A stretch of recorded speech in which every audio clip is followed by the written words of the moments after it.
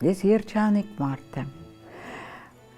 Ես իմ ամբողջ կյանքում աշխատել եմ այնտեղ, որտեղ ուզել եմ, որ ասում են բախտ չունի, սուտ են ասում, ուրեմն խելք չունի, որ բախտ չունի։ Ինձ 2 անգամ հանել են թատրոնից, մեծ ժողովներով, բան, լուրջ։ Այդ փշերն են, որ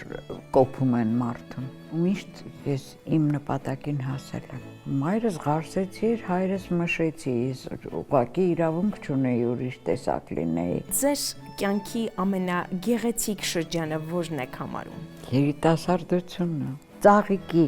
լավ վիճակը երիտասարդ վաղտնա, չէ՞, ում է պետք թորոմած ծաղիկը, ես արդեն այդ թորոմածներից եմ էլի։ Դե հիմա